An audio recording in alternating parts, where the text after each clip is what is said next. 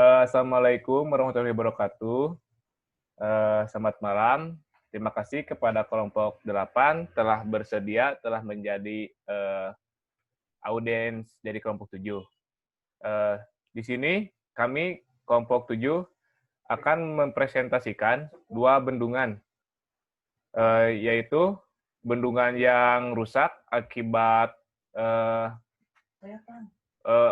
hujan deras secara berlebihan, dan yang kedua itu bendungan yang baru jadi di Indonesia. Sebelumnya, kami kelompok 7 memperkenalkan dulu. Saya sendiri Muhammad Radisena Nugraha, NRP 22-2017-072, dan rekan saya ada Alpan Rifki dengan NRP 22-2017-053, lalu Bayu Adewi Guna 22-2017-074, dan Bagus Maulana dengan NRP 22-2017-082. Untuk pemateri pertama akan dijelaskan oleh Saudara Alpan Rifki.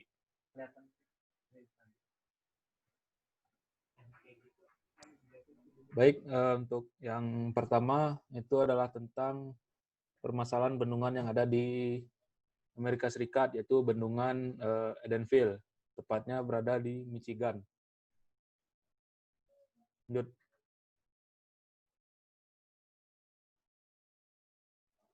Nah, bendungan ini sendiri terletak yaitu pada Sungai Tobacco. Bendungan ini merupakan bendungan tanggul tanah pada pertemuan Sungai Vita, Bawas, dan Sungai Tobacco di Michigan, Amerika Serikat. Kemudian dari bendungan ini membentuk Danau Wixom.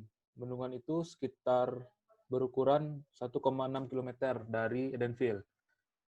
Sebagian besar di sudut tenggara kota Tembakau di Gladwin County, dengan ujung tenggara mencapai sekitar tingginya 54 kaki atau 16 meter, panjangnya 6.600 kaki atau 2.000 meter di puncaknya.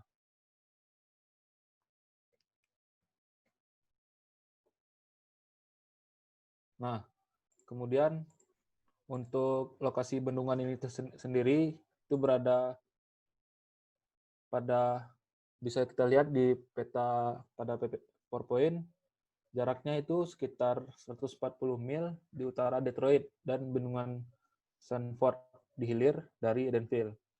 Bisa kita lihat di PowerPoint-nya, itu terletak di kota Midland County. Lanjut. Nah, untuk informasi-informasi tentang bendungan Edenville ini, yang pertama itu, bendungan ini sendiri dibentuk pada tahun 1924 oleh Frank Isaac Wixom, yang kemudian setelah bertahun-tahun, itu tepatnya pada tanggal 13 September 1986, terjadi banjir besar atau terjadi musibah yang terjadi pada musim semi. Berlanjut terus-menerus, kemudian pada tahun 2004, yaitu Boise Hydro mengambil alih dari operasi bendungan pada tahun 2004. Pada tahun selanjutnya, yaitu tahun 2018, tepatnya pada bulan September 2018, itu VR mencabut izin perusahaan untuk mengoperasikan bendungan. Kemudian dengan menyatakan perusahaan itu gagal dalam mematuhi kewajiban yang ditetapkan oleh pemerintah. Terakhir, dari informasi bendungan ini, yaitu pada tahun ini, yaitu tahun 2020, pada tanggal 19 Mei 2020, tepatnya jam 5:46 malam, karena arus besar-besaran. Ini terjadi pada subuh, yaitu dikarenakan hujan lebat yang terjadi di daerah Michigan, yaitu tepatnya di kota Edenville. Di sisi timur, di sisi timurnya yaitu bendungan runtuh yang mengakibatkan banyak korban yang mengungsi akibat bendungan ini jebol. Lanjut.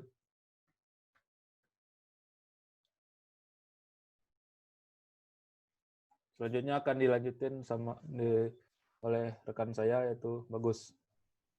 Ya, selanjutnya ada kronologis jebolnya bendungan.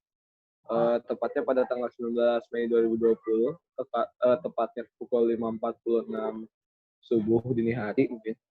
Karena arus dari hujan yang lebat di daerah situ, sisi timur bendungan mengalami keruntuhan, lalu mendorong adanya evakuasi langsung di kota Edenville dan Sanford. Bendungan Sanford sekitar 10 mil atau 16 km hilir, kemudian meluap, membutuhkan evakuasi sebagian besar meter sekitar 6 mil atau 9,7 km. Lebih jauh kepada tanggal 20 Mei mengakibatkan banjir besar di seluruh Midland Timur dan bagian daratan rendah dari distrik pusat kota, dan sangat merusak sebagian besar desa Sanford.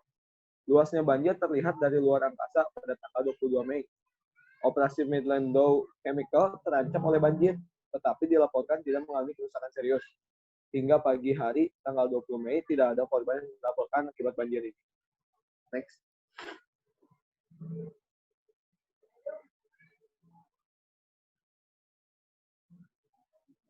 Next.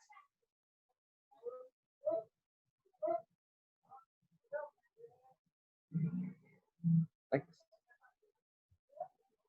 Oke, dari sini kita bisa melihat layout bendungan yang tadi disebutkan dari tampak atasnya ya. Bisa dilihat yang di lingkaran merah itu, yang di lingkaran merah yang tadi itu terjadi kerusakan di bendungannya ya, lebih tepatnya sepertinya di spillway-nya, sehingga setelah dari spillway mungkin kerusakannya merembet ke seluruh bagian bendungan sehingga mengakibatkan banjir yang cukup merusak daerah sekitar. Selanjutnya ada video yang akan ditampilkan.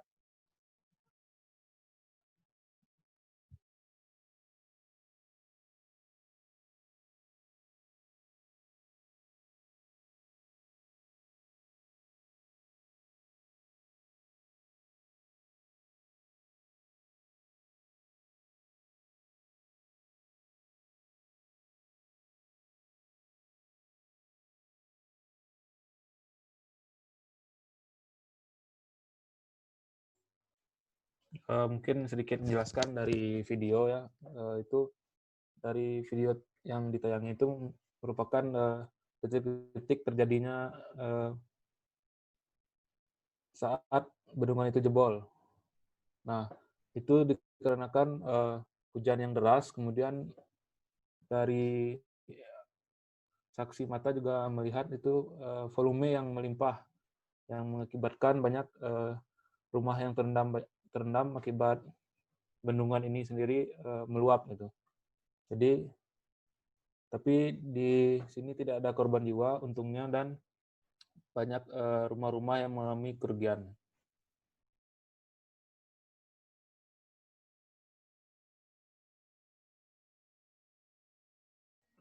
Oke, selanjutnya Bendungan Sidang Heula. Bendungan Sidang Heula berada di Kecamatan Sidang Heula, Serang, Banten. Bendungan ini dibangun pada tahun 2015 dan selesai pada tahun 2019. Bendungan ini dimanfaatkan oleh warga Serang dan sekitarnya untuk diirigasi di daerah Cibanten seluas 1.000 hektar are. Untuk pengendalian banjir, bendungan ini memiliki kapasitas tampung 1,5 juta meter kubik. Selain itu, bisa menyuplai air baku 0,8 meter kubik per detik bagi kabupaten dan kota Serang. Totalnya, Bendungan Sindang Heula memiliki kapasitas tampung total sebesar 9,25 juta meter kubik dan luas genangannya 115 hektar are. Bendungan ini multifungsi, memiliki manfaat besar bagi masyarakat di Kabupaten Serang maupun kota. Untuk irigasi di daerah irigasi Cibanten seluas 1.000 hektar, pengendalian banjir kan. Lalu bendungan ini berpotensi sebagai destinasi wisata di bagian hulu dan hilirnya.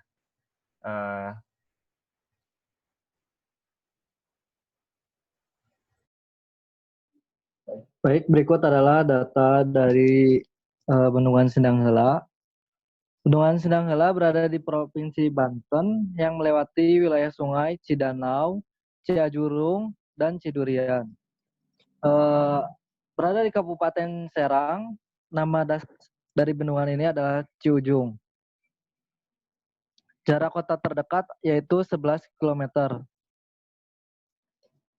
Data teknis bendungan. Tipe bendungan ini yaitu urugan zonal inti tegak dengan tinggi dari dasar galian yaitu 41 meter, lebar puncaknya adalah 14 meter, volume bendungannya adalah 9,26 meter kubik. Tinggi dari dasar sungai bendungan ini yaitu 37 meter, panjang puncaknya adalah 205,2 meter.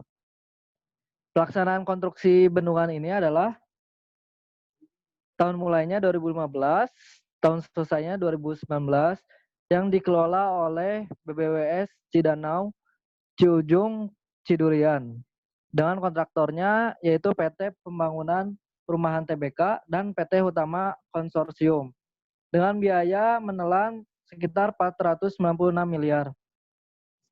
Selanjutnya. Nah, manfaat dari bendungan ini yaitu sebagai menyukseskan target Indonesia sebagai lumbung pangan dunia di tahun 2045. Jadi bendungan itu untuk menyukseskan target Indonesia sebagai lumbung pangan dunia dan mendukung penyediaan tampungan air Indonesia dalam Visium 2030. Nah, selain memperluas irigasi sawah, bendungan Sindanghela juga bermanfaat untuk mengurangi dampak bencana alam, membantu ketahanan energi dengan sumber yang terbarukan.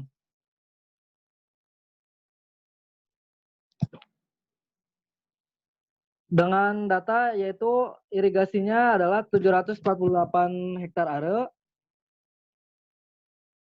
DMI 0,05. Setelah itu luas genangan waduknya adalah menampung banjir 115,79 hektar are dengan normalnya adalah 115 hektar. Minimum dari luas genangan waduk ini adalah 95 hektar.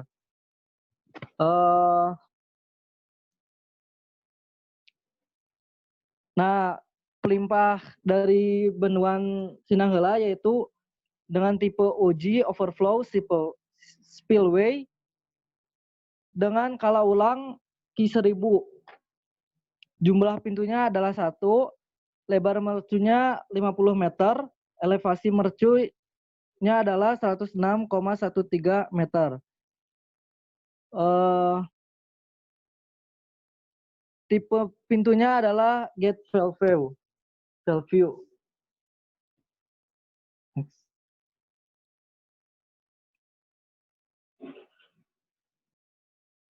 Baik, terima kasih kepada pemateri telah menyampaikan materinya. Kepada kelompok 8, apakah ada yang mau ditanyakan? Saya mau bertanya, Pak.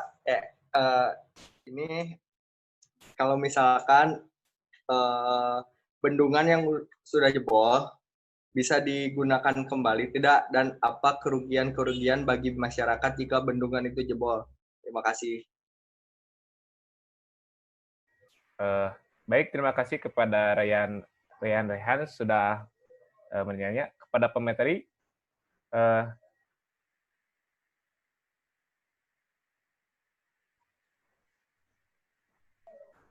boleh diulangi lagi nggak pertanyaan tadi? Oh ya, baik ya. Apakah bendungan yang sudah jebol bisa digunakan kembali apa tidak, dan apa kerugian-kerugian yang dirasakan, yang didapatkan oleh masyarakat jika bendungan itu jebol? Mungkin izin menjawab dulu ya. Dari yang data-data yang didapat gitu, kalau misalnya dari bendungan yang tadi yang ada di Amerika Serikat, tepatnya itu bendungan Edenville. Bendungan itu sendiri kalau misalnya tadi jebol, mungkin dari pihak-pihak yang pemerintahnya mungkin akan memperbaiki gitu. Soalnya itu untuk menampung juga air yang telah sebelumnya gitu, sebelumnya dari bendungan itu sendiri. Untuk kerugian dari bendungan itu jebol sendiri kan itu banyak sekali gitu. Misalnya pemukiman penduduk yang bisa kita lihat dari gambar yang ditayangin tadi di PowerPoint, itu kan banyak yang terendam. Mungkin dari segi materialnya, segi materinya gitu, udah sangat merugikan gitu. Mungkin dari teman-teman yang lain mungkin mau menambahkan gitu.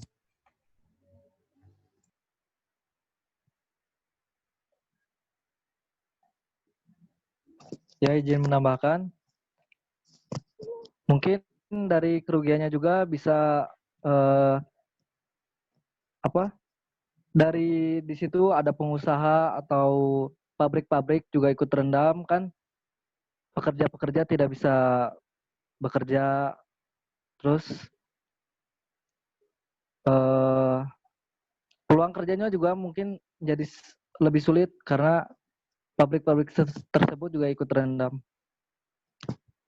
Ada yang ingin menambahkan? Oke, cukup udah kejawab pertanyaannya. Terima kasih. Baik, terima kasih kepada Saudara Raihan. Apakah ada yang mau bertanya lagi? Saya mau nanya. Oh, boleh. Assalamualaikum warahmatullahi wabarakatuh. Perkenalkan, nama saya Obi Hidayat, NRP 22 2017 2015. Saya mau nanya, tadi kan bendungan Adenpal itu jebolnya gara-gara hujan secara terus-menerus ya. Nah, sedangkan kan di Indonesia itu iklimnya kita tahu sendiri ada kemarau sama hujan doang. Berarti kemungkinan untuk hujan terus-menerus juga bisa terjadi di Indonesia. Nah, agar bendungan-bendungan Indonesia tidak jebol seperti di Adenpal, solusi atau penanggulangan apa yang bisa kita buat? Terima kasih.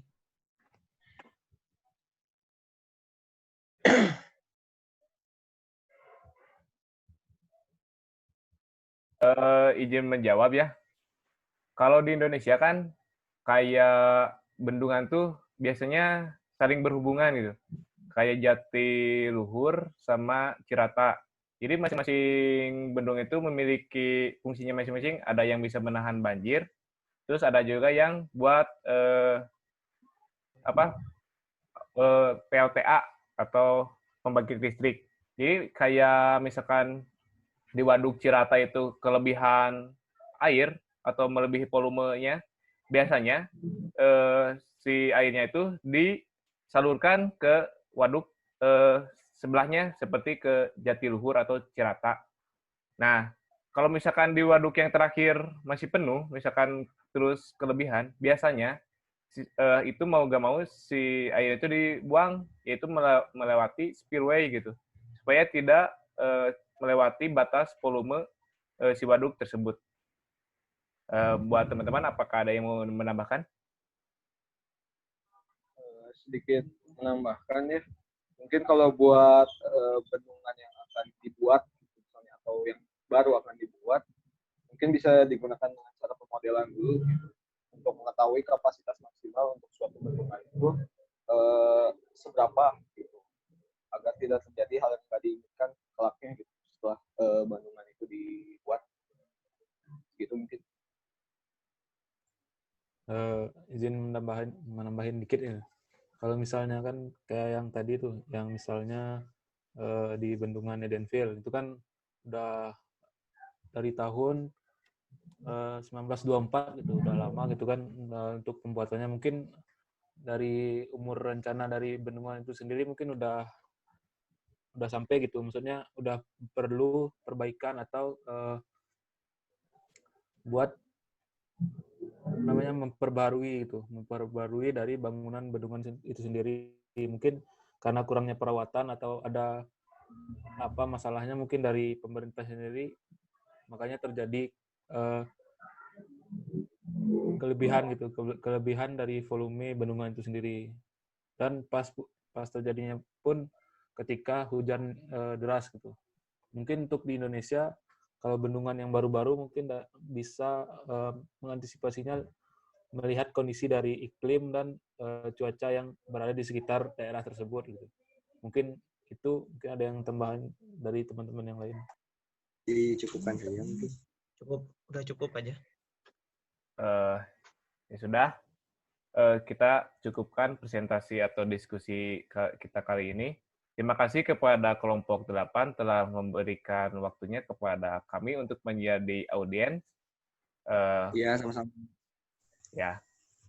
Untuk mengakhiri, terima kasih. Wassalamualaikum warahmatullahi wabarakatuh.